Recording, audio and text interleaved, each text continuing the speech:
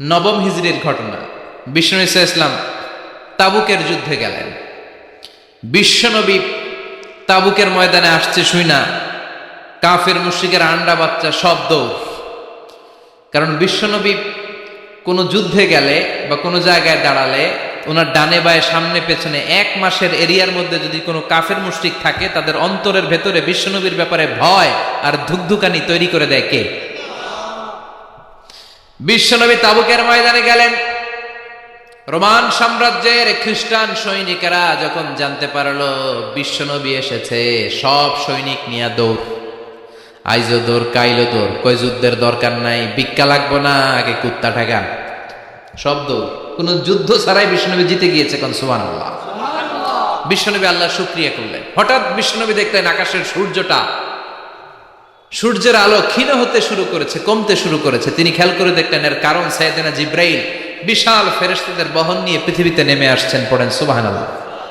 এসে বললেন, ইয়া রাসূলুল্লাহ, আমি 1,40,000 ফেরেশতা নিয়ে নেমে এসেছি। আপনি কি জানেন না, ঠিক একটু আগে মদিনাতে আপনার এক প্রিয় সাহাবা, তার নাম হচ্ছে মুআবিয়া ইবনে মুআবিয়া আল মুজানি, একটু আগে শেষ নিঃশ্বাস ত্যাগ করেছে।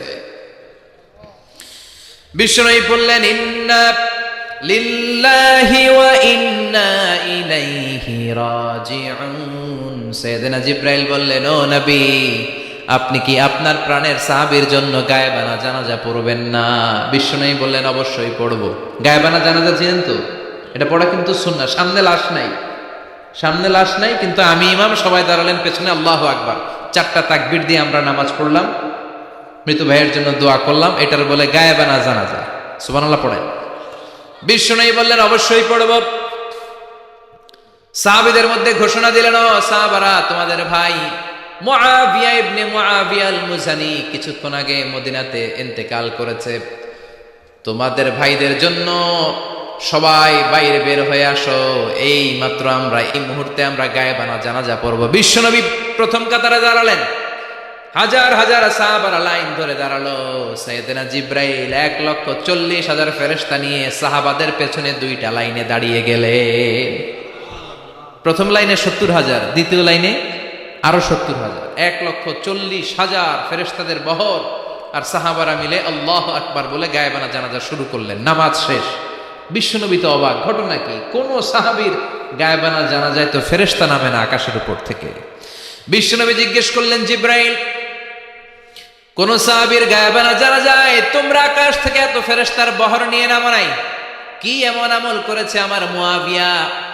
কি এমন ভালো গুণ ছিল, ভালো আমল ছিল, যার কারণে আরশের উপরে তার এত সম্মান, যার কারণে 1,40,000 ফেরেশতার বহর নিয়ে তোমরা দুনিয়াতে নেমে এসেছো? সাইয়েদনা জিব্রাইল বললেন, নবী, তেমন কোনো বড় আমল নয়, ছোট্ট একটা আমল, কিন্তু আমলটারে ভালোবেসেছে কে? আপনার এই প্রিয় সাহাবী হাঁটতে বসতে চলতে ফিরিতে সব সময় পড়তো, কুল হুয়াল্লাহু আহাদ আল্লাহুস সামাদ লাম ইয়ালিদ ওয়া লাম ইউলাদ ওয়া লাম ইয়াকুল লাহু কুফুয়ান আহাদ। পড়েন আল্লাহু আকবার। এজন্য বেশি বেশি সূরাতুল ইখলাস তেলাওয়াত করতে রাজি আছেন তো? মনে থাকবে? বিষ্ণু ইসলাম প্রতিদিন ফজরের নামাজের পরে, মাগরিবের নামাজের পরে, ওয়া ইনদামা ইয়ামশি ইলা ফিরাশিহি, রাতে যখন বিছানায় যাবেন, এই 2 হাতকে একত্রিত করে সূরাতুল ইখলাস পড়তেন, সূরাতুল ফালাক পড়তেন, সূরাতুন নাস পড়তেন, পড়ে হাতে ফু দিতেন। সহিহ হাদিস। ফু দিয়ে এই ফু দেওয়া হাতটা সারা দেহের মধ্যে ইয়াবদাউ বিহিমা রাসাহু, মাথা থেকে শুরু করে পা পর্যন্ত এভাবে মেসেজ করে দিতেন, মালিশ করে দিতেন। সুবহানাল্লাহ পড়েন। This is a protection you take from your lord, from all the bad eyes, evil eyes, সব হিংসুকের চোখ থেকে, হিংসা থেকে, সব জাদুটোনা থেকে, সব ব্ল্যাক ম্যাজিক থেকে আপনি প্রোটেকশন চাইলেন কার কাছে? সকালবেলা যদি এই 3টা সূরা পড়ে ফু দেন, এটাকে আরবিতে বলে কুল আস-সালাসা, কারণ এই 3টা সূরার শুরুতেই কুল আছে না নাই? কুল হুয়াল্লাহু আহাদ, কুল আউযু বিরাব্বিল ফালাক, কুল আউযু বিরাব্বিন নাস। এজন্য এই 3টাকে আরবিতে বলে কুল আস-সালাসা, মানে 3 কুল। কি বলে? 3 কুল। সূরাতুল ইখলাস, সূরাতুল ফালাক, সূরাতুন নাস। ফজরের পরে, মাগরিবের পরে আর বিছানায় যাওয়ার সময় 2 হাত একত্রিত করে ফু দিবেন, সারা গায়ে মেসেজ করবেন। মনে থাকবে? আজকে থেকে মনে থাকবে তো? কালকে থেকে এটার আমল করা যাবে না? আবার মা এসে বলতেন, আমার যদি স্বাস্থ্য খারাপ লাগতো, নবীর কাছে দোয়া চাইতে যাইতাম, বলতাম নবী স্বাস্থ্যটা খারাপ, কি করব? বিশ্বনবী বলতেন, তুমিও সূরাতুল ইখলাস, সূরাতুল ফালাক, সূরাতুল নাস পড়ে হাতের মধ্যে ফু দিয়ে সারা দেহে মালিশ করে দাও। সুবহানাল্লাহ পড়েন। বিশ্বনবীর প্রতিদিনকার একটা আমল, দৈনন্দিন একটা আমল। আবার বিশ্বনবী একবার সিজদায় পড়ে আছেন, হঠাৎ করে লাদাগাতহু আকরাব, একটা বিচ্ছু পোকা বিশ্বনবীকে কামড় দিল। এটাও সহিহ হাদিস। প্রচন্ড ব্যথা। বিচ্ছু পোকার কামড় যারা খেয়েছেন তারাই জানেন ব্যথা কেমন, বেশি না কম? বিচ্ছু ছিলেন তো? কি বলেন আগাইছে? বিচ্ছু কয়। এই বিচ্ছু পোকা কামড় দিয়েছে, প্রচন্ড ব্যথা পেয়েছে বিশ্বনবী। বিশ্বনবী বললেন, লাআনাতুল্লাহি আলাল আকরাব, এই বিচ্ছুর উপর আল্লাহর লানত। মুসল্লিও চিনে না, নবীও চিনে না, কামড় তো দিয়ে বসছে। বিশ্বনবী বললেন, লবণের পানি গরম দাও। লবণের পানি আনা হলো। বিশ্বনবী বললেন আঙ্গুলের মধ্যে ঢালো। পানি ঢালতে শুরু করা হলো, আর বিশ্বনবী পড়তে আরম্ভ করলেন, কুল হুয়াল্লাহু আহাদ আল্লাহুস সামাদ লাম ইয়ালিদ ওয়া লাম ইউলাদ ওয়া লাম ইয়াকুল লাহু কুফুয়ান আহাদ। পড়েন আল্লাহু আকবার। এজন্য সূরাতুল ইখলাস এটা যেন আমাদের দৈনন্দিনকার একটা আমল হয়, প্রতিদিন যেন আমরা এটা পড়ি, তাহলে আমলনামা সওয়াব দিয়ে পূর্ণ করে দিবে কে? এই মাক্কি সূরাটি কেন এবং কোন সিচুয়েশনে, কোন পরিস্থিতিতে মক্কায় নাজিল হলো তার একটা ব্যাকগ্রাউন্ড আছে। এটাকে বলে শানে নুজুল। কেন নাজিল হলো শুনতে মনে চায়? কষ্ট হচ্ছে না তো? আলোচনা কি কঠিন হচ্ছে না সহজ? আন্ডারস্ট্যান্ডেবল, বোধগম্য হচ্ছে? বোঝা যায় না? বোঝা যায়? আলহামদুলিল্লাহ পড়ে। মক্কার লোকেরা এসে বিশ্বনবীরে ধরলো, ইয়া মুহাম্মদ বাইয়িন লানা সাল্লাল্লাহু আলাইহি ওয়াসাল্লাম বাইয়িন লানা নাসাবা রাব্বিক। ও আব্দুল্লাহর বেটা মুহাম্মদ, তোমার রবের নসব নামা বর্ণনা করো। কি নামা? কথা কন। নসব নামা বুঝেন তো? কি? হ্যাঁ, বংশ পরিচিতি। মাশাআল্লাহ। নসব নামা মানে বংশ পরিচিতি, বংশধারা, বংশ তালিকা। যেমন আমার নাম মিজানুর রহমান, আব্বার নাম আলী আহমদ, দাদার নাম জাইনুল আবিদিন, তার বাপের নাম মাকরাম। এটা আমার বংশ পরিচিতি। তার মানে মিজানুর রহমান ইবনু আলী আহমদ ইবনু জাইনুল আবিদিন ইবনু মাকরাম, এটা আমার নসব নামা। আপনার নাম কি? জালালউদ্দিন ভাই। বাবার নাম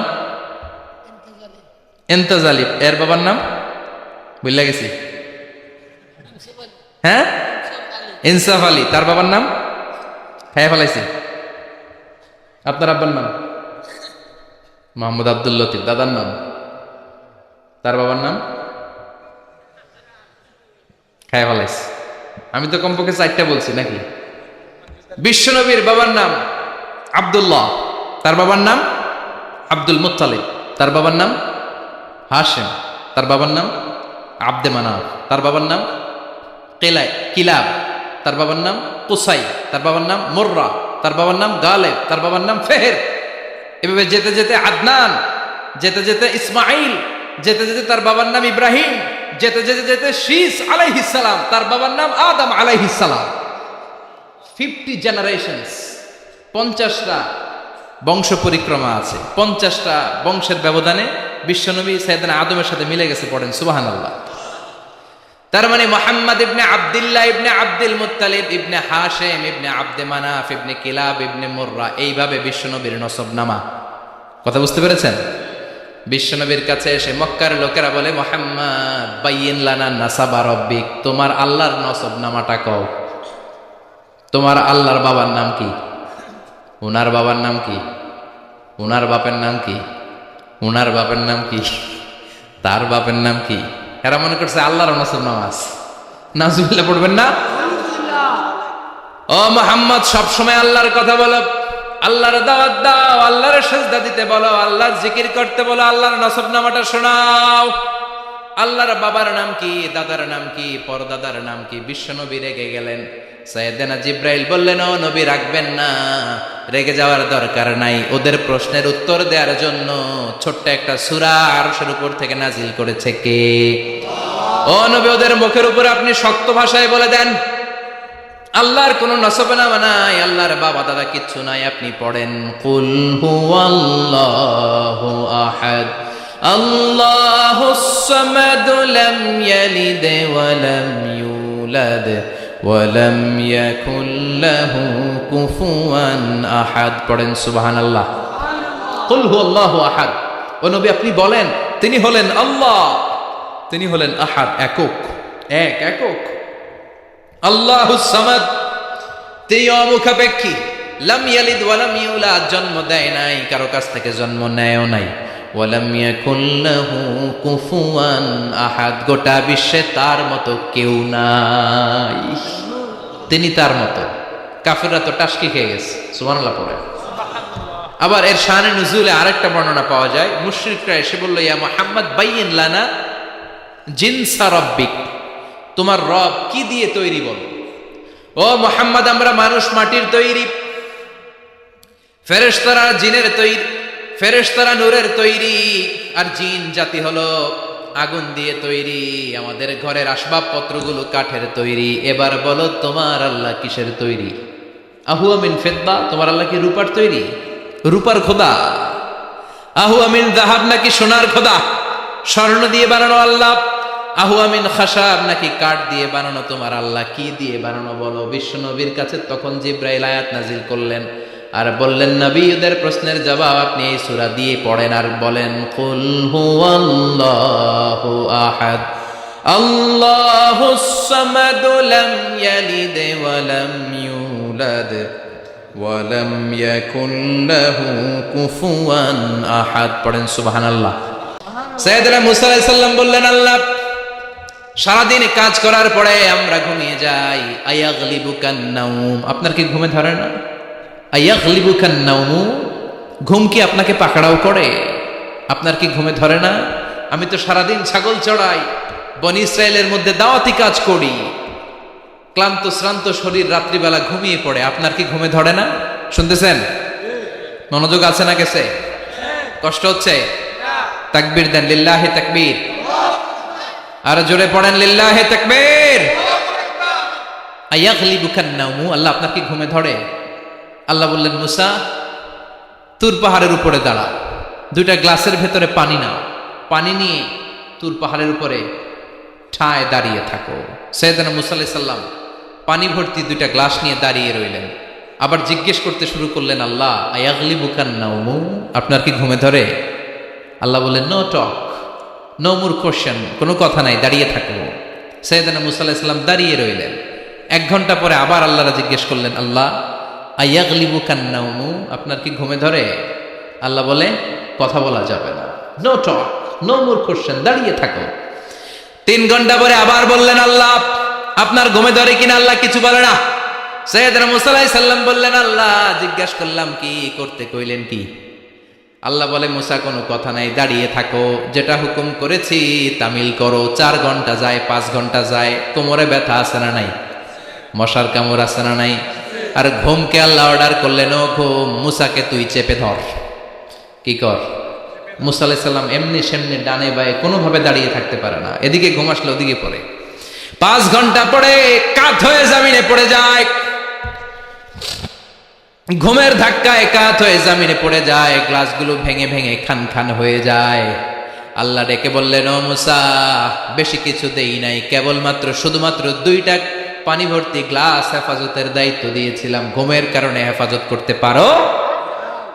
মাত্র 2টা গ্লাস, ঘুমের কারণে বাঁচাতে পারো নাই। আমি যদি এরকম ঘুমিয়ে যেতাম, চন্দ্রের সাথে সূর্য লেগে, সূর্যের সাথে আরেকটা গ্রহ লেগে মহাবিশ্বের সব কিছু এরকম গ্লাসের টুকরার মতো খান খান হয়ে যেত।